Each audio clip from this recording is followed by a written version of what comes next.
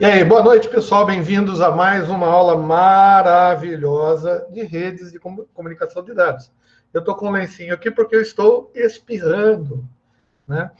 E aqui, assim, é tudo ao vivo e a cores, né? Quem sabe, sabe e faz ao vivo. O que não é o meu caso, né? Pelo menos, eu tento enganar vocês. Bom, a gente tem aluno novo aí, e eu vou aproveitar, então, mais uma vez, né? E colocar aqui aquela página que eu construí para vocês, né? Para vocês, alunos exclusivos dos meus cursos aqui na faculdade, tá? E se você entrar nesse canal aí, você vai conhecer um pouco da minha pessoa, se tiver paciência para ler, tá? E você vai ver alguns cursos que eu disponibilizei lá, um deles é o de vocês, só clicar lá, daí ele vai redirecionar você para uma playlist lá do YouTube, onde você vai ter todos os cursos. Daí, como o Guilherme está chegando e ele não me conhece, então ele vai se inscrever no meu canal e vai avisar, né, do meu canal para todos os amigos dele lá da Unimap, vai falar, olha, tem um professor lá que tem um canal no YouTube e tal, e ele dá aula e ele gosta de like. O cara adora like. Então vai lá, dá um like pro cara, né? Que daí o cara vai ficar rico e daí ele vai parar de encher o saco nosso dando aula, né? Então, é isso aí.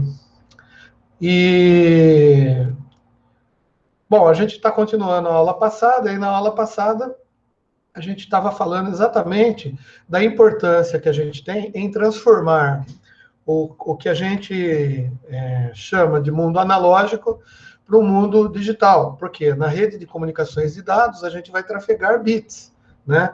A gente já aprendeu o protocolo Ethernet, a gente sabe que dentro da área de dados, né, do protocolo Ethernet, o que a gente leva ali é a informação. E qual informação? Uma pessoa falando, uma televisão passando imagem, uma foto linda, maravilhosa da Angelina Jolie, por exemplo. Né? Só que não adianta você colocar a Angelina Jolie dentro do quadro Ethernet, porque você não vai conseguir transferir. Tá? Como que você faz, então? Você tem que pegar ela, que é toda analógica, bonitinha, charmosinha, e você tem que arranjar um jeito de digitalizá-la, né? Digitalizar a imagem dela. Como você tem que fazer para digitalizar a voz. A música que você escuta, quando você escuta através de uma rede de comunicação, e hoje em dia, a maioria das músicas que nós escutamos vem de sites, né? A gente raramente tem um CD player em casa ou usa o pendrive, talvez no carro, né? Mas a maioria vem via internet e mesmo se tiver guardado no pendrive ou no seu CD player, no CD, né? No CDzinho ou no DVD, sei lá onde você pode guardar isso daí. O que você guarda não é a música analógica, né? Porque senão seria aqueles long plays antigos e tal, de vinil, né? Você guarda ali informações binárias, né?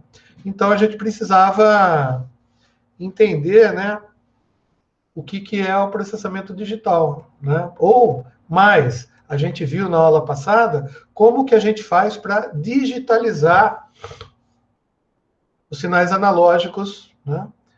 Transformando eles em digitais. Né? Os sinais analógicos, então, para eles serem digitalizados, eles precisam de 3 etapas. Tá? Na aula passada, a gente falou de amostragem e de quantização. Então, eu fiz um monte de uns desenhos aqui. Não, eu acho que a gente falou até de codificação, se não me falha a memória. Eu só vou falar rapidinho aqui para a gente relembrar. Né? Em telecomunicações, que é o que as redes fazem, né? Se comunicar à distância, um computador se comunica com o outro através de uma rede de dados à distância.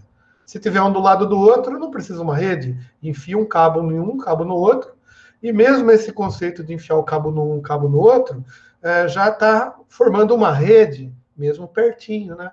Por quê? Porque o caminho, né, dos dados saírem do processador de um elemento de rede para outro, tem que haver um caminho de comunicação. Então, é uma comunicação a curta distância ali, mas existe. Tá? Telecomunicações, a ideia é se comunicar à distância, quer seja voz analógica ou dados analógicos. As redes de televisão se comunicam com a gente à distância também. só que elas utilizam sinais analógicos. E isso, obviamente, vocês veem lá nas aulas de rádio, não sei nem o que vocês têm, né? Processamento de sinal, modulação, eu não sei em que matéria que, eventualmente, algum professor já deve até ter falado isso para vocês. Tá? Se não falou, vocês vão ter aulas de micro-ondas mais para frente, daí, possivelmente, o cara vai ter que abordar isso daí. E é um pouco diferente, né? De repente, a pessoa que entra no curso de engenharia, com o propósito que vocês estavam conversando comigo, né? Com o propósito de trabalhar com geração e distribuição de energia, na Electro, na CPFL e tal, em princípio, o cara que tem essa tendência num curso de engenharia elétrica, a tendência do cara é dar uma negligenciada na matéria de redes de comunicação. Porque ele vai falar assim, poxa, eu não vou usar quase nada do que eu estou vendo nesse negócio lá no sistema de transmissão de energia. Lê do engano, gafanhoto. Você vai utilizar. Tanto é que as distorções que acontecem numa linha de transmissão, por causa das altas tensões, tá? Nada mais são do que distorções, algumas delas, distorções lineares e não lineares, que acontecem em redes de comunicação de dados também, e acontecem também em fibra ótica, por incrível que pareça. Ou seja, toda a teoria que a gente eventualmente possa ver aqui, você vai levar isso daí para uma rede de transmissão. E daí o que você vai fazer? Você vai analisar as distorções, tá, que implicam, por exemplo, no fator de potência, né, na potência reativa da rede. Daí o que você vai ter que fazer? Você vai ter que criar filtros.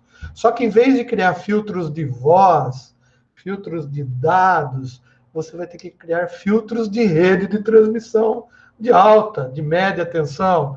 Então você vai colocar os capacitores, né, ou os indutores, para filtrar as distorções e as influências que o sinal cria ao longo do trajeto que ele tem dentro daquela rede. Nas comunicações de dados acontece exatamente a mesma coisa. As tensões são mais baixas, mas os sinais são os mesmos. Então, numa rede analógica de transmissão de comunicação, tá? Numa rede analógica você tem as mesmas distorções lineares e não lineares que você tem numa linha de transmissão, que não deixa de ser uma rede também. Tá? Bom, e se eu não te convenci por esse lado, eu vou te convencer do outro. Tá? Para você entrar nesse negócio que está todo mundo falando, né? Oh, Smart Grid, temos Smart Grid, não sei o que lá, vamos avaliar. Né? Cara, o que o Smart Grid faz? Ele simplesmente faz balanceamento de rede e entende condições diferentes de ramos diferentes da rede, tá? Faz balanceamento, coloca ativa e desativa juntores, disjuntores, trafos, chaves, sei lá que nome vocês possam dar para isso, para fazer o quê? Para fazer com que o consumo de um determinado ramo aumente ou abaixe em função do desempenho da rede naquele momento, do consumo da rede naquele momento, analisando todas essas coisas. E mais, dentro dessas redes, você tem rede de comunicação de dados, para que você consiga, por exemplo, coletar consumo remotamente. Ou seja, rede de comunicações de dados você vai usar em todos os lugares. Se não, que você detesta computador, acho que rede de computador também detesta. Esse negócio de rede de computador, coisa de TI, cara, é complicado, eu não gosto. Tá? Mas os conceitos são utilizados em todos os outros ramos de estudo. Então, cara, não adianta você querer fugir disso, não. Você vai ter que aprender de um jeito ou de outro. Ou aprende do jeito fácil, que é comigo, né? Ou do jeito mais difícil, que é na prática, levando porrada, não tendo fonte para estudar e não tendo ninguém ensinando. Que daí você vai dançar, se você não souber, concorda? Imagina você faz uma manobra errada lá e ferra com a rede. Tá bom? Viu, Guilherme? É assim mesmo. Aqui é assim. Eu não sei se lá na Unimap os caras falavam desse jeito, mas aqui nós é assim mesmo, nós fala na cara. É isso mesmo. Tá? Porque é assim que a gente aprende. Tá? Bom, final das contas, então. Bom, vamos testar aquelas 3 etapas que a gente viu. Tá? A gente já fez esse desenho, e eu falei, a primeira etapa era a etapa da amostragem. O que eu fiz aqui? Eu desenhei um sinal analógico, né? Só para a gente lembrar, né? O que é um sinal analógico? Um sinal analógico é se você der zoom nessa porcaria aqui, ó. Tá? Eu dei um zoom grandão aqui, ó. Se eu der mais um zoom, conseguisse dar mais um zoom aqui, a gente ia ver que esse sinal que eu desenhei, tá? Ele não tem nenhuma descontinuidade no tempo. Ele é, assim, se eu der um zoom aqui, onde eu estou com o mouse, bem no meio da tela, você ainda vai ver que entre um ponto e outro tem outro ponto. Se você pegar esses dois pontos e der um zoom lá, entre um ponto e outro tem outro ponto.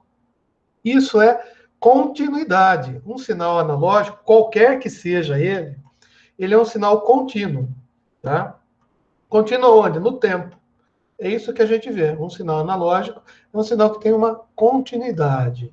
Tá? Ele pode ser periódico, não periódico. A gente não está aqui para classificar sinal. Tá? Classificação de sinal você vê processamento de sinais, sei lá onde você vai ver isso daí. Tá? Para a gente, o que cabe dizer é que um sinal analógico é um sinal contínuo. Um sinal digital, ele tem descontinuidades. Tá? E daí o que eu fiz? Desculpa aí, gente. Ó, se cair ranho aqui, vocês desculpem aí. Né? Ah, não é... Como que chama esse negócio do nariz? Se cair... Esse negocinho que a gente tem aqui no nariz. Tá? Daí eu lambo, né? Porque é proteína, né? Proteína... No meu caso, é proteína animal, porque é proteína de burro, né? Então, mas é bom também, né? Proteína animal a gente come também. Tá? O que é um sinal digital? Então, um sinal digital é um sinal que não tem uma certa continuidade. Se eu pegar esse cara aqui, tá?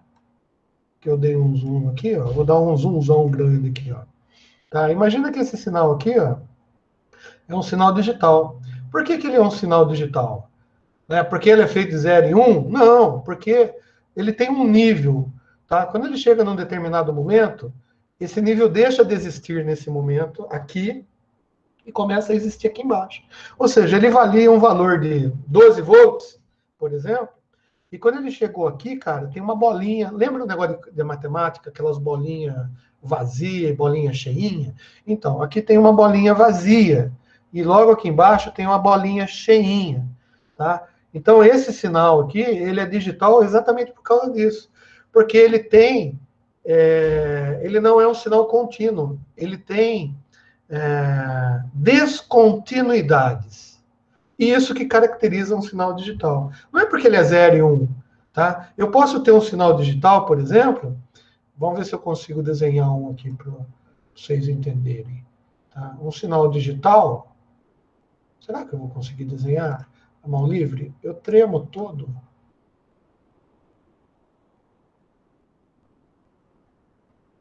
Olha, um sinal assim. Sem aquela voltinha aqui, tem que ser retinho. Um sinal desse jeito. Aqui era para ser reto, né? Não sei por que ele ficou desse jeito. Tá? Caraca, meu, que coisa horrível. Mas ficou estranho, você desenhou certinho depois. Então, é porque ele deve ter algum filtro de. Não tem problema, a gente desenha assim, ó. Tá? Vocês vão entender o que eu quero dizer. Eu acho que se você pegar a linha, professor, eu acho que é melhor, né? Sei lá, cara. Eu não estou conseguindo nem pegar o negócio aqui direito. Mas aqui vocês vão entender o que eu estou falando. Bom, esse sinal aqui, ó, não sei se vocês estão percebendo, mas é um sinal digital, cara. Olha só. Ele começa nesse nível e termina nesse nível. Tá? Mas, ó, no tempo, se a gente for... eu não vou desenhar bonitinho aqui e tal. É que nem minha lousa, né? Quem já teve aula presencial comigo sabe que a minha lousa é aquela zona lá que ninguém entende mesmo, né? Mas o que importa é o conhecimento, né? Que a gente tenta passar, né? Então, aqui eu estou usando a minha lousa digital. Tá? E como eu não estou com aquela caneta, apesar de ter, Não sei onde enfiaram, meu filho tirou daqui. Pô, eu tenho aquele negocinho para escrever com a caneta, não sei o que lá, mas não me dei muito bem com aquilo, não. O fato é o seguinte, ó, esse sinal começa no zero, chega nesse momento aqui, o que acontece? Tem uma bolinha cheia aqui, ou uma bolinha vazia aqui, e uma cheia aqui, ou seja, ele deixa de existir nesse ponto e começa a existir aqui no tempo. Tá? Daí ele começa nesse nível. De repente ele deixa de existir nesse nível e começa a existir aqui. Tem hora que ele deixa de existir aqui, começa a existir aqui, hora que ele deixa de existir aqui, começa aqui, e nessa hora aqui. Né? Bom, para a gente fazer isso daí certo, para não ficar tão feio assim, o que nós, seres humanos, humanoides desse planeta maravilhoso, o que nós fazemos, né? A gente faz isso daqui, ó. Né? A gente só coloca esses tracinhos aqui, tá? Mas esse tracinho aqui, na realidade, não quer dizer porra nenhuma. Não significa nada esse tracinho, cara. Esse tracinho é só para ficar bonitinho o desenho. Porque o sinal mesmo não tem esse tracinho. O sinal ele deixa de existir nesse ponto de cima, existe nesse ponto de baixo. Bom, isso é um sinal digital. Só que é um sinal binário? Não. Por que ele não é binário? Porque ele tem mais níveis, tá? Se eu disser que tem 1, 2, 3, 4 níveis, eu posso construir um sinal que a gente chama de sinal quaternário, que é um sinal digital de 4 níveis. Então, gente, só para a gente desmistificar, quando alguém chega para você e fala assim, ó, eu tenho um sinal digital, o sinal digital pode ter multiníveis também, tá? E daí, como que eu faço para trabalhar com esse sinal? Bom, não sei, né? O meu circuitinho lá, o meu resistor que está vendo esse sinal, pô, ele vai ter 1, 2, 3, 4 níveis de queda de tensão diferentes. O que eu vou fazer com essas porcarias de queda de tensão? Não sei, tá? Mas ele vai ter, em diferentes tempos, né? Ele vai ter um nível de tensão diferente, tá? Legal, então o sinal digital não é só bit 0 e 1, é um sinal que tem descontinuidades no tempo, tá? Legal. Ah, daí eu fui ver técnicas digitais, o cara me falou, eu chamo isso daqui de 0, 0, isso daqui de 0, 1, isso daqui de 1, 0, isso daqui de 1, 1. Beleza, o que eu estou fazendo? Não, eu estou fazendo uma codificação. Eu estou pegando o nível de tensão e estou atribuindo a esse nível de tensão um código lógico para eu entender esse nível de tensão que está acontecendo. Então, quando a gente for trabalhar com sinais digitais, independentemente de quantos níveis eles têm, a gente tem condição de codificar esse sinal para a gente entender esse sinal melhor. Tá? E uma etapa da digitalização é exatamente a codificação. A gente vai ver como que a gente faz para codificar o sinal. Na aula passada eu já falei isso, mas não custa falar de novo para a gente guardar bastante, né? Ou para a gente pelo menos aprender. Então, o que acontece aqui? Ó, eu tenho nível 1 e de repente deixa de ser nível 1 e começa a ser nível 0. Em técnicas digitais, a gente vai ver que é muito difícil, é muito complicado eu ter um sinal assim, que ele, no tempo inexistente mesmo, ele cai para esse nível, né? Então, se eu fosse dar um zoom grandão aqui, é óbvio que o sinal tem uma curvaturazinha aqui, ó. Tá? Ele nunca é certinho, né? Por que ele tem esse negócio? Porque não dá para a gente reproduzir, tá, o sinal digital, o equipamento que faz isso, a porta lógica que faz isso, ela leva um tempo para sair de um nível e ir para o outro, que a gente chama de rampa de subida, rampa de descida, e dá para fazer, tem até um rise time, um down time, e dependendo da porta lógica, isso que vai definir o que a gente chama de atraso de sinal ou atraso de propagação na porta lógica. Então, quando você for mexer com computador, com essas coisas aí, você tem que saber que os sinais digitais têm esse tempo de subida e de descida, porque no cálculo a gente faz como se não tivesse, né? Mas na hora da prática lá tem, e isso causa problemas no nosso circuito. Mas também não é o nosso caso aqui estudar isso agora. O que a gente está querendo ver é o que é quantização, então. Quantização é você pegar um sinal analógico, tá? e pegar um sinal digital, referência, que a gente saiba como que ele se comporta, né? Geralmente, a gente pega um sinal binário, tá? Para ficar mais fácil de entender, tá? E é assim que funciona. A gente pega um sinal binário e coloca ele para fazer amostras, ou tirar amostras do sinal analógico. O que eu quero dizer com tirar amostras? É que se você olhar aqui, ó, no tempo, tá? É que eu aumentei a frequência aqui na aula passada, né, para a gente trabalhar com frequência bem alta, né? Mas a ideia que a gente estava falando é mais ou menos isso. O sinal também não tá simétrico, porque eu fiz isso na mão, tá? Então, mas a ideia é essa. Onde eu tenho o bit 1 aqui, tá? Eu pego uma amostra do sinal analógico, tá? Ou seja, essa amostra eu vou pegando em constantes janelas. Toda hora que eu tiver um bit 1, eu pego uma amostra do sinal. E daí, se eu der um zoom aqui, olha que legal. Eu peguei aqui esse sinal verdinho, né? Só que esse verdinho está muito escroto. Eu vou pintar de outra cor hoje. Contorno da forma. Hoje eu vou pintar de... Que cor fica bonito? Vermelho. Tá, o que está verde eu vou pintar de vermelho. Ou seja, durante esse tempo onde o bit está 1 aqui, que é o meu sinal que a gente chama de referência de amostra, tá? Ele vai pegar esse sinal vermelhinho que vocês estão vendo, que é exatamente o sinal azulzinho, né? Analógico, mas ele vai ficar assim, certo? Ou seja, vai ter um tempinho que ele vai passar essa energia, esse sinal. Depois vai passar zero, na outra vai passar esse verdinho aqui, ó. Na outra amostra vai passar um outro negocinho aqui, e assim vai. Ou seja, esse sinal aqui, ele já tem, olha só, ele já tem descontinuidade se ele ficar só assim, tá? Qual que é a descontinuidade dele? Será que eu consigo pegar só isso daqui, colocar um novo slides maravilhoso aqui e dar um Ctrl V aqui? Isso, ó. Ou seja, eu não tenho mais aquele sinal azul, né? Depois que eu fiz a amostragem, na realidade eu só tenho esse vermelhinho, esse verdinho, depois um outro vermelhinho aqui que eu fiz mais grosso. Mas também o certo era fazer fininho, tá?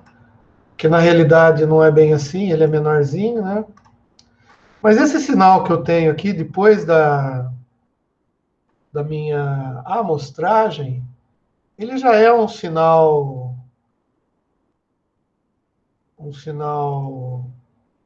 digital. No conceito que a gente viu de digital, né? Por quê? Porque ele tem descontinuidade, ó, tá? Ó, aqui tem um pedacinho de vermelhinho, depois descontínuo. Depois começa o vermelhinho, durante o tempo ele vai subindo, depois para. Depois ele aparece aqui, um verdinho, depois para. Vocês concordam comigo que esse sinal já tem uma descontinuidade no tempo? Então, conforme nós definimos, né, essa descontinuidade já o transforma em sinal digital. Só que é um sinal digital, primeiro que ele tem vários níveis aqui, né? Seria um sinal multinível. E mais, né? Durante esse tempo aqui que ele está existindo, tá? Ele tem uma subida aqui, né? Bom, mas de qualquer maneira, tá? Eu consigo transmitir esse sinal aqui de um elemento para outro, tá? E esse sinal ainda a gente pode chamar de PAM. Alguém já viu esse termo aí, né? De Pulse Amplitude Modulation.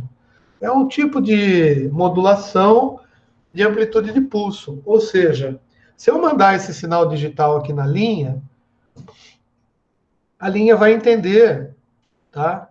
a linha que eu digo, né, a rede de comunicação, né? A rede vai entender que eu tenho um pacotinho de energia, depois de um tempo eu tenho outro pacotinho de energia, depois de tempo eu tenho outro pacotinho de energia, depois de tempo que eu tenho outro pacotinho de energia, né?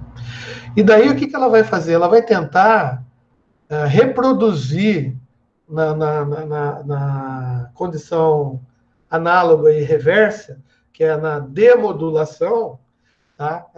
Ele vai tentar reproduzir o sinal que originou esses pulsozinhos aqui. Isso é a modulação em pulso, tá? Só que, como a gente pegou os pulsos meio largos aqui, né, meio alargados, quando ela for reproduzir esse sinal lá na recuperação, lá na demodulação, né, então ele vai talvez fazer um negócio assim, ó. Eu já vou tirar do lado, pelo menos essa parte aqui, ó, e vocês vão ver que, ou seja, o sinal que era contínuo, tá vendo? É meio contínuo, meio torto, né? Depois que eu modulei ele desse jeito, fazendo a amostragem, ele vai me reproduzir isso daqui. É o mesmo sinal? Não, não é, né? Por isso que a modulação ferra com tudo, né? Por isso que a gente não consegue reproduzir um sinal, mesmo que analógico, na sua plenitude lá na recuperação dele. A gente pode chegar o mais próximo possível, tá? Mas, se você olhar aqui e olhar aqui, né, nessa parte, você vai ver que é meio parecidinho, não é? Meio parecidinho. É. Então, faz de conta, né? Faz de conta que é a mesma coisa. Então, se eu estivesse falando, isso daqui fosse uma parte da minha voz, lá na recuperação, né, dependendo do negócio, eu ia entender e falar assim, ele está falando meio fino, mas está falando. Então, eu estou entendendo o que ele está falando. Legal. Se eu tirar amostras, ou espaçar mais as amostras, daí a recuperação vai ficar mais porcaria ainda, você concorda?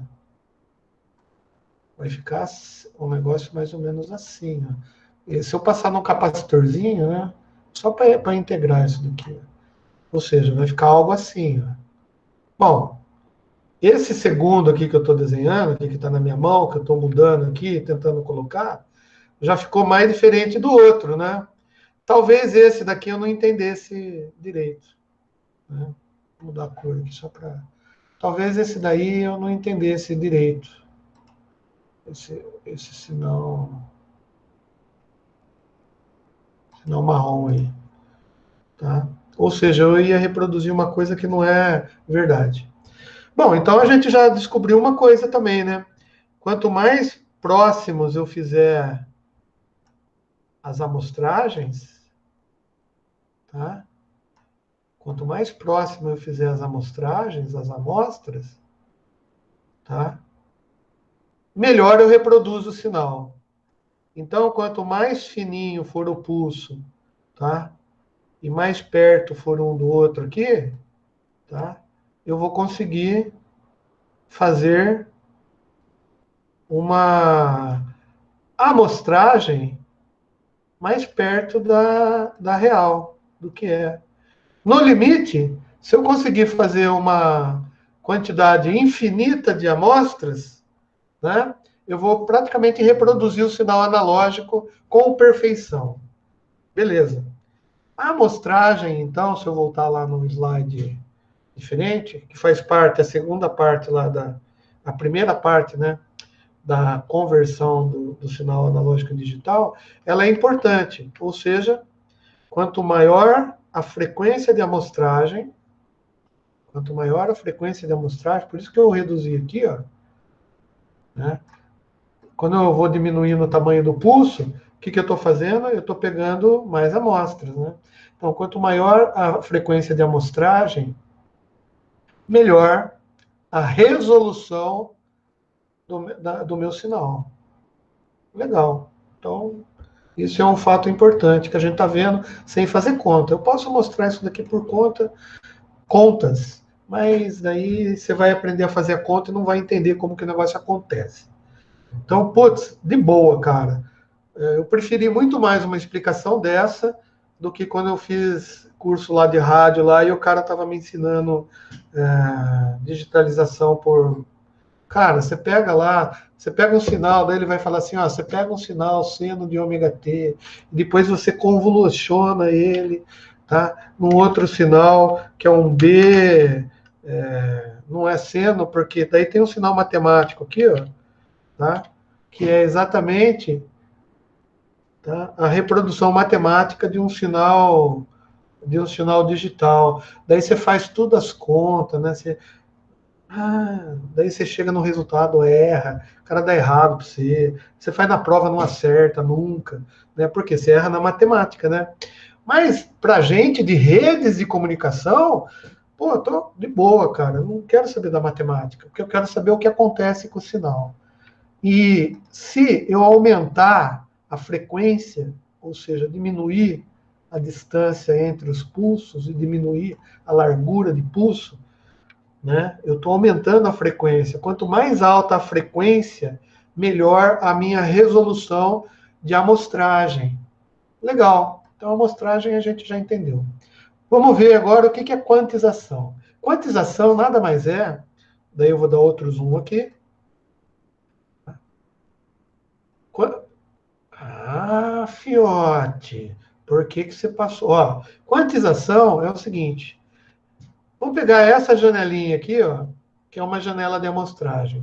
Você concorda comigo que essa janela de amostragem aqui, ela tem um nívelzinho de que varia no tempo? Na realidade varia, né? Conforme o pulso vai andando assim no tempo, isso aqui vai variando de amplitude, né? Mas eu não posso usar isso daqui como amostra para mim, porque isso daqui não quer dizer nada. Eu tenho que quantificar isso daqui por um número, por uma tensão. Né? Então, tem várias maneiras de se fazer isso. Mas, ou seja, nesse tempo aqui que está aberto, eu podia somar tudo, dividir pelo número de amostras, não sei o que lá, e via uma tensão média. Esse verdinho aqui, ó, é uma tensão média. E essa tensão média aqui, sei lá, vai ter um valor para mim aqui, que é 5 volts. Não, eu tinha posto 5,03 volts. Tá? É isso que vai ter. Tá? Bom, nesse tipo de conta que eu estou fazendo, ou do elemento do circuito eletrônico que eu estou colocando lá, pode ser um resistor, pode ser um capacitor com resistor, pode ser um indutor com resistor, capacitor, depois eu ponho um MOSFET, daí põe um transistor, daí você faz a polarização, daí você muda, não sei o que lá. Não interessa o circuito, mas o meu circuito vai dizer que isso daqui tem 5,3 volts. Tá? Legal. Agora, um outro circuito, um outro jeito, ele pode pegar pelo pico máximo de tensão. Ele vai comparando e ver qual o pico máximo de tensão que teve antes de deixar de existir. Esse amarelinho. E qual que é esse amarelinho aí? Esse amarelinho vai ser 5,42 volts. Vamos imaginar assim. O verdinho, que é a média, é 5,03. O amarelinho é 5,42. Não interessa, mas a quantização, né, o que ela faz? Tirando todas aquelas contas matemáticas que a gente pode ver, não vamos ver, tá? Ela simplesmente ela vai decidir o tipo de quantização que eu estou fazendo. Se é pelo pico, se é pelo mínimo, se é pela média de tensão da amostra, sabe? Se você faz uma probabilidade estatística de ter não sei o que lá, não sei o que lá, faz um loop negativo, um feedback, não sei das quantas, vai dar uma tensão. A quantização é você pegar todas as amostras no tempo e dizer para o cara lá qual que é o nível de amostra. Qual que é o nível que aquela amostra tem? Essa daqui deu, vamos pegar o verdinho, 5,3. Essa daqui deve ter dado a média, né, desse vermelhinho aqui que sobe, né? A média aqui deve ter dado, sei lá, 4,24 volts. Beleza. Bom, de qualquer maneira, o princípio da amostragem é exatamente essa. Você pega e você vai atribuir valores às amostras. Bom, é claro, se você aumentar a frequência de amostragem, você vai ter em cada tempo desse um nível diferente, que se você fosse, se alguém passasse uma tabelinha em Excel para você, com esses níveis aqui de amostragem, e você interpretasse, criasse um gráfico do outro lado, na recepção, com certeza você ia criar alguma coisa parecida com isso, tá? Mas se a quantidade de amostragem, né, fosse maior, você teria mais amostras, mais níveis de quantização. E com mais níveis de quantização, talvez você reproduzisse um gráfico muito mais parecido com a senoide que originou aquela quantificação. Bom, para canal de voz, a gente viu que o canal de voz ele tem uma banda, né, para você conseguir levar a transmissão analógica, lá no multiplex analógico, no FTM, né, de 0 a 4 kHz. Tá? Então, essa quantidade de energia, essa banda de 0 a 4 kHz, foi estudado lá e tal, os caras chegaram à conclusão de que a gente consegue falar e o cara do outro lado, pelo alto-falante, consegue escutar a gente falando com uma qualidade excelente. Excelente. Legal. Então, a gente diz, né, que de voz, né, qual que é a banda de energia, de frequências, né, qual que é a faixa de frequência que ocupa um canal de voz quando a gente está falando. Você fala assim, você fala, varia a amplitude, varia em frequência, né, tem o seu tom médio, que geralmente está centralizado aí, sei lá, em 200 Hz, se for uma mulher 330, 350 Hz, mas eu falando vai espalhar energia, vai dar uma, né, aquela frescura toda, vai ocupar uma banda de 4 kHz, beleza. Então, se eu for digitalizar um canal de voz, o cara chegou à seguinte conclusão, ele falou, cara, para você digitalizar qualquer sinal, basta você utilizar o dobro da frequência máxima da banda do sinal que você está tentando digitalizar. Quem falou isso foi um tal de Next, tá? E ele falou isso porque ele fez muita conta matemática, mas mais do que isso, porque ele estava fazendo pesquisa com transmissão de voz, analógica ainda, né? Porque analógica, ele nem estava pensando em digitalizar. Então, na analógica, ele já diz isso, cara, para você transmitir um sinal, tá? E ele ser completamente recuperado lá na recepção, sem muitas distorções, você tem que saber qual que é a banda que esse sinal ocupa. E a banda para voz, que a gente está fazendo teste aqui no Bell Labs dos Estados Unidos, é 4 kHz. Com 3 kHz, tá? 3.100 na realidade já é o suficiente. 3.1 kHz. Tá? Só que, se eu for colocar um monte de canal um do lado do outro, pode ser que se eu fizer canal de 3 kHz, 3,100, um vai interferir no outro. Por isso que lá naquela aula que a gente falou de multiplex, né, eu falei que a banda era de 4 kHz e o que a gente fez aqui foi uma modulação, tá, em amplitude, né, ou em frequência, na realidade, né, que eu coloquei uma portadora de frequência maior para modular o sinal. Mas quando eu modulei em AM, a gente obteve a banda lateral superior e inferior, né? Ou seja, eu obtive 2 vezes a banda também, né?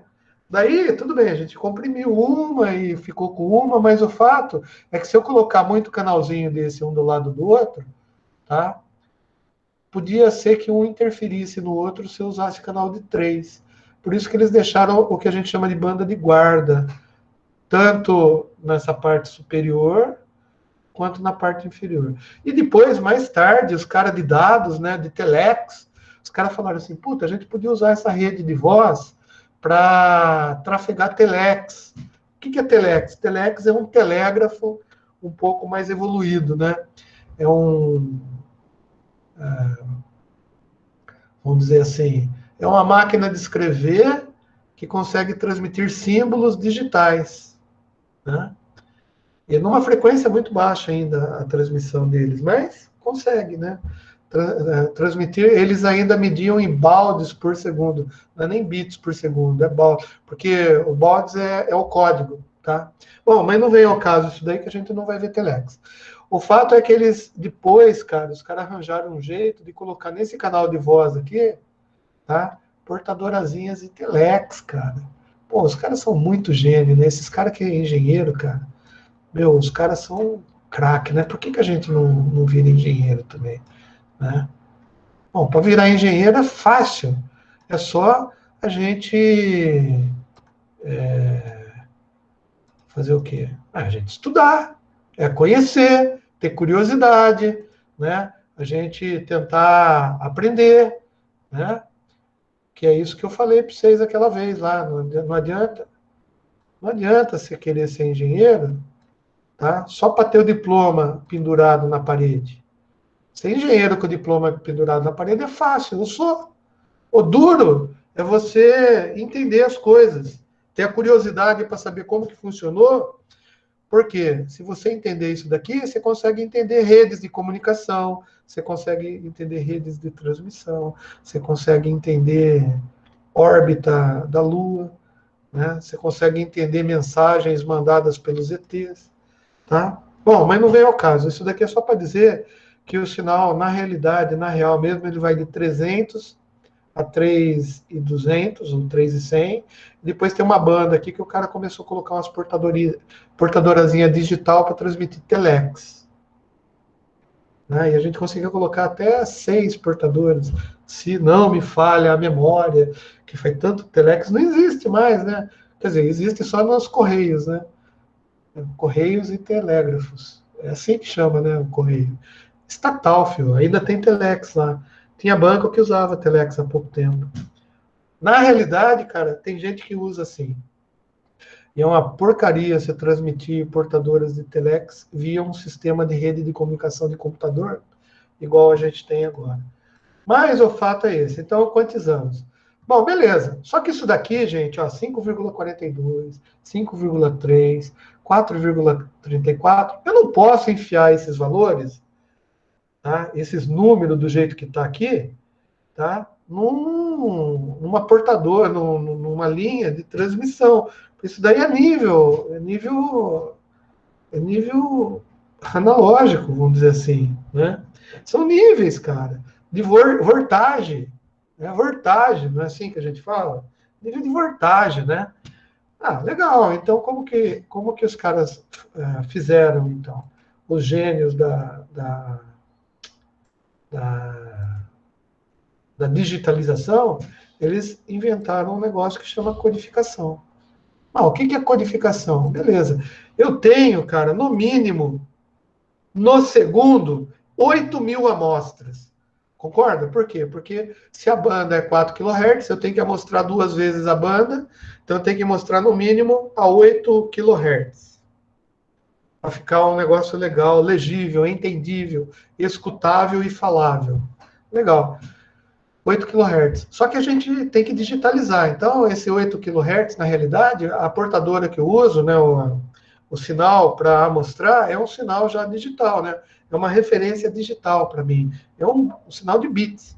Legal. Então, vamos fazer uma conversão bem escrotônica aqui, e a gente vai dizer que um bit ocupa 1 Hz. Para ficar fácil para nós entender. Um bit ocupa 1 Hz. Legal. Eles fizeram essa aproximação. Então, eles fizeram o bit de 1 Hz. Bit de 1 Hz, se você dividir lá, tem o tamanho do bit, né? Que depois vai dar o tamanho do quadro, tá? Mas para a gente não importa isso agora. O que importa é que a gente tem 8.000 amostras, é como se fosse uma tabela por segundo de 8.000 amostras de números. De números quantificados, né? Mas tensões.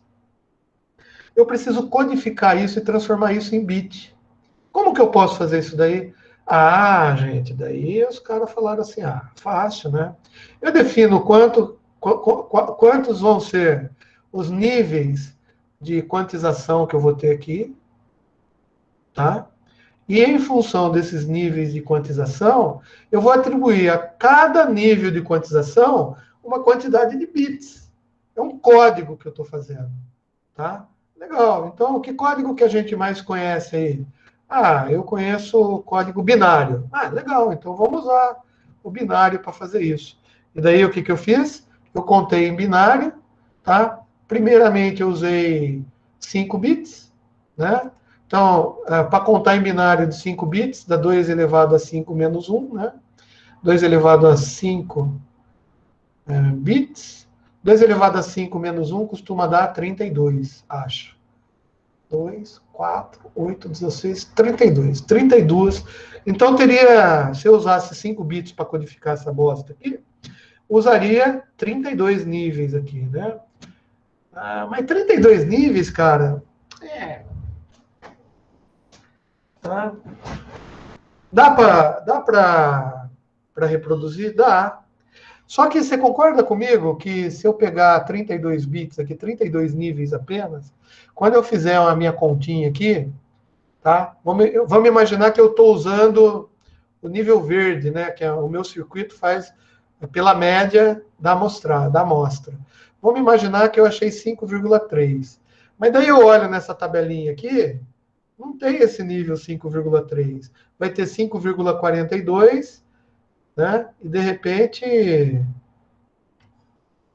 4,90. Não sei, eu estou chutando os valores só para a gente fazer um entendimento. 4,94. É isso que tem. Tá? Ou seja, a minha continha lá, o meu circuitinho, me deu 5,03. Mas na minha tabela de conversão aqui, eu não tenho esse 5,03. Eu tenho um nível que é 4,94, que equivale a um código de 5 bits aqui, qualquer, né? Eu vou inventar que é esse daqui, esse é o código que eu dei para esse valor 4,94. E tenho 5,42, que é exatamente o de cima aqui, tá? Que é o 5,41. O 5,03 não tem, simplesmente não tem, cara. Por quê? Porque o meu circuito só tem 32 níveis, e cada nível, eu coloquei um valor, e tem 5,94 e 5,42. Mas, porra, daí o cara fala assim, porra, mas deu 5,03. Foda-se, ou desculpa. Aproxima, cara, aproxima. Então você vai aproximar ou para cima ou para baixo. Não interessa, você vai ter que aproximar. Tá? Por quê? Porque eu só tenho 5 bits para expressar a quantidade de níveis, e você vai ter que dar um código para esse nível que você achou. Você achou 503, escolhe, cara, ou para cima ou para baixo. Daí o seu circuito lá vai decidir. Não, tudo que der tudo que der no meio menos de 5,42, eu vou aproximar para baixo. Isso daí chama-se ruído de quantização. O que é um ruído de quantização? É uma incerteza do valor correto analógico daquele ponto específico que eu estou amostrando. Ah, beleza, então é ruído. Então a gente considera, isso daí considera. Pô, mas dá para diminuir esse ruído? Dá, claro que dá, filho. Engenheiro dá resultado para tudo.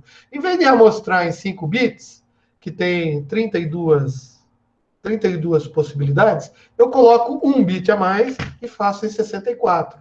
E em 64, pode ser que eu consiga achar, né, um nível mais próximo da verdade aqui, né? Que seja exatamente próximo de 5,03. Então, se eu aumentar a quantidade de níveis quantificáveis aqui, né, de códigos, tá, eu consigo reduzir o meu ruído de quantização. Porque daí a margem de ruído, né, que é a margem que eu vou aproximar, passa a ser menor, porque eu aumentei os níveis. Ah, e se eu quiser melhorar um pouco mais ainda? Coloca mais um bit.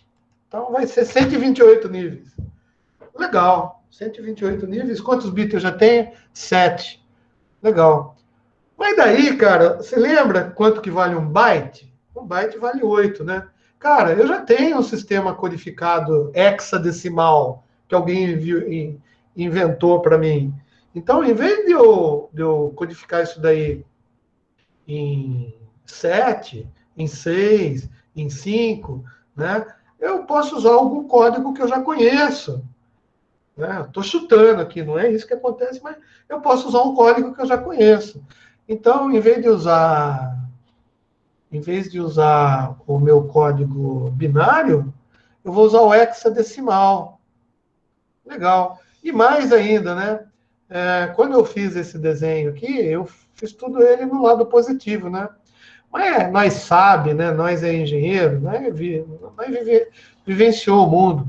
A gente sabe, cara, que um sinal analógico, tá? Ou até mesmo uma senoide, ela assume uma variância, né? No caso, se ela for A seno de ômega t, na realidade ela varia de menos A, tá? Até mais A. Não é assim que funciona? Não sei, estou chutando aí, eu acho que é. Vamos imaginar que seja, para ficar mais fácil o nosso entendimento. Legal, então vai de mais A a menos A. César, só que o mais A é em cima. É convenção. Convenção. Se eu quiser pôr embaixo, eu ponho. Mas para não ficar... A gente tinha um professor, eu lembro dele sempre, o Marcelo, dava aula de física para gente. Na realidade, nós tivemos 2 amigos que deram aula comigo na faculdade, tá? Os 2 de física e os 2 chamavam Marcelos e os 2 eram uma figura, né? E teve um momento que os 2 estavam dando aula junto. Mas um dos Marcelos, tá? Que eu sinto muita saudade dele, porque era um cara extremamente inteligente, ele falava assim, tem que tomar cuidado, porque nós, os brasileiros, né, se mudar a cor da grama, a gente morre de fome. Por quê? Porque a gente não sabe, ou não entende, ou não descobre que apesar de pintada, é grama e a gente pode comer assim, né? Então é assim que ele falava, né? E é verdade. Então a gente às vezes fica tão atrelado às convenções, né? Que a gente esquece do todo. Por exemplo, aqui, ó, a criançada lá do colegial tem que pôr X. Se não pôr X aqui, pelo amor de Deus, se você inventar de colocar aqui, né, no domínio do tempo, uma letra grega aí, qualquer sei lá, vou colocar um negócio desse aqui, ó. Putz, o cara já se perdeu, não sabe onde está, o que que é, mudou a cor da grama, não vai saber fazer exercício, né? Porque ele vai achar que isso daqui, cara, né? Isso daqui colocado aqui assim, ó, né? Já é um negócio de programação, sabe? Por quê? Porque o cara não entende a lógica do negócio. Por que que deu? Né? Não entende que isso daqui é isso daqui. Você sabe, né? Que era isso daqui. Né? Então, só que daí você vê um negócio desse, assim, né? Você fala, nossa, que coisa estranha, matemática estranha. Eu não entendo. Não é que você não entende, cara, é que você fica preso nos padrões. Mas o seno, ele varia de mais A a menos A. Então, eu vou pegar os meus códigos aqui, tá? E fazer começar aqui de baixo, aqui, ó. Tá? Né? E depois, aqui a parte de cima, bem da metade para cima. Tá? Ou seja, eu vou ter 256 códigos aí para mostrar esse negócio. Bom, 256 códigos, né? Que variam de 00000 até 111, que eu posso até escrever em hexadecimal, para ficar mais fácil de entender, mas também não quer dizer nada, porque o computador, a rede, só vai entender 0 e 1 mesmo.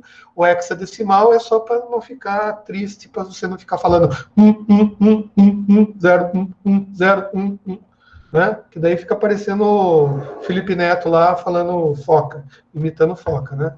0, 1, 1, 0, 1, 1, 0, 1, 1. Daí bate palminha, né? E fica com 17 milhões de viewers, de nego que assiste o cara. Né? E os professores, coitadinho, 350 inscritos. Canalzinho micho, né? E aluno que nem vai lá, nem dá like. Né? É triste a vida do professor. É muito triste. Bom, mas de qualquer maneira, a gente codifica aqui em 256 posições, ou seja, a gente usa 8 bits. Pode usar mais? Pode. Mas daí tem um problema. Então, o que vai para a linha de transmissão? Como quando a gente está digitalizando alguém falando, que nem eu, que não paro de falar, o que acontece? A cada segundo, ele vai gerar um pacotinho de bits, né? E esse pacotinho de bits por segundo que ele está gerando, tá? É a minha taxa, né? Que eu vou chamar de taxa de transmissão, para ficar mais fácil para nós. É a taxa de transmissão de bits, né? Quantos bits eu estou colocando na linha. Eu não quero nem saber de protocolo ainda, porque obviamente a gente vai ter que enfiar o protocolo aí e tal. Né? Vamos imaginar assim, que eu estou falando e digitalizando só, e estou gravando. Estou gravando o arquivo de eu falando, né? Então, essa taxa de gravação vai depender, né, da minha amostragem, que no meu caso eu estou usando 8 kHz para voz, e vai depender do meu número aqui de códigos que eu usei para quantificar. Se eu estou usando 8 bits e estou amostrando em 8.000 Hz, eu uso 8.000 bits vezes a quantidade de bits que eu tenho no código, para saber por segundo.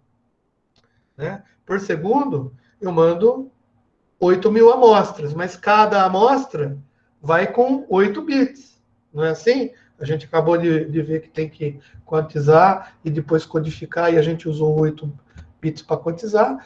Então, se eu pegar uma senoide, tá? Certinho, bonitinho, que eu não sei desenhar aqui, porque minha mão treme, né? Alzheimer, na minha idade, a mão treme. Só serve, né, para algumas coisas, a mão tremendo, né? Para desenhar assim, ó, não dá legal, tá? Eu podia até tentar desenhar aqui uma senoide. Vou tentar aqui.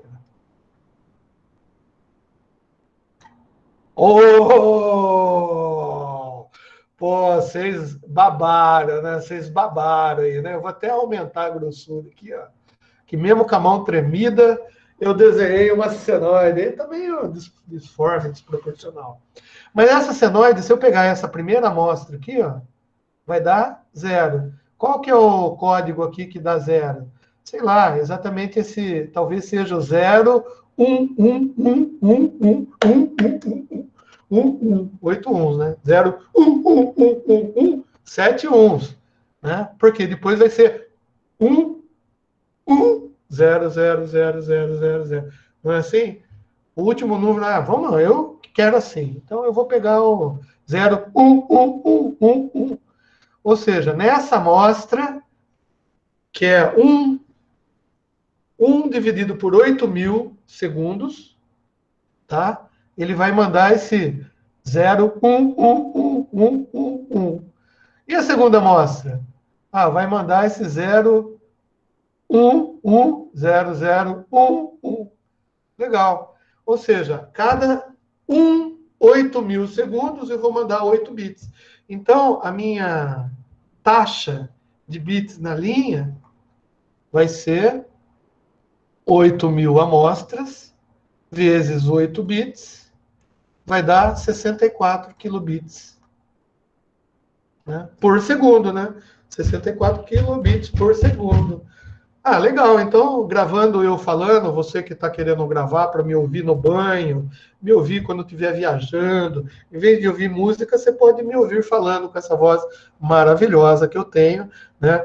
Um assunto, assim, extremamente útil para a natureza, né? Que vai te divertir ao longo de uma viagem. Então, você me vê falando a 8.000 amostras, com cada amostra 8 códigos, que vai me dar 64 kilobits por segundo. Bom, se você gravar eu falando por 180 segundos, tá? O que é 180 segundos?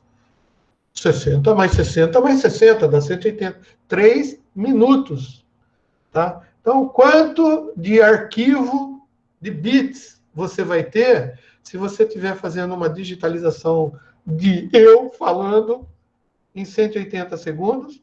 É só multiplicar, né? 64 kilobits por segundo vezes 180, né? Que vai dar, eu já fiz as contas, alguém fez aí? Não sei quanto que fizeram, eu fiz de música, né?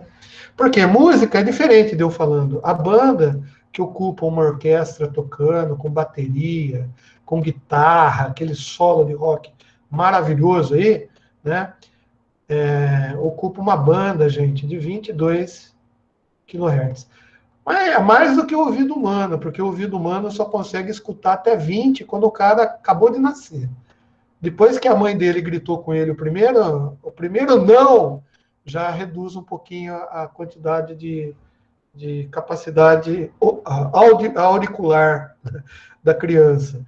Então, quando a mãe fala os não, vai diminuindo, né? Então, é assim, quando a gente chega na minha fase, por exemplo, adulta, eu não consigo escutar mais do que 15 kHz, 16 kHz, porque eu já ouvi muito não na vida. Porque daí você começa a escutar não da mãe, não da pretensa namorada, não da menina que você quer ir lá no baile com ela. Não, você vai escutando não, né? Daí você põe a mão ali, não! E leva um tapa ainda, daí você escuta menos, né? Por quê? Porque a gente vai ficando velho, né? O ouvido vai ficando broxa, né? Mas, se a gente for transmitir música, a banda ocupada, não a banda de tocar, tem que ser de mais ou menos 22 kHz. E você pode amostrar em 8 bits? Pode, mas você pode amostrar em... bom, vamos lá. A amostragem, ela vai ser no mínimo o dobro da frequência máxima, né? Então a gente tem que amostrar em 44 kHz. Daí, gente, ó, 44 kHz. É isso aí. Não dá nem para ver os bitzinhos aqui, porque eu diminui tanto, né, que não dá para ver. Mas daí eu vou precisar de mais bits, né? Mais bits, porque por segundo, né? 44 mil. Né? Daí não dá para ver, tá? Mas beleza, se eu amostrar em 8, tá? Eu vou ter, para transmitir música, com 352 kilobits por segundo, eu consigo transmitir.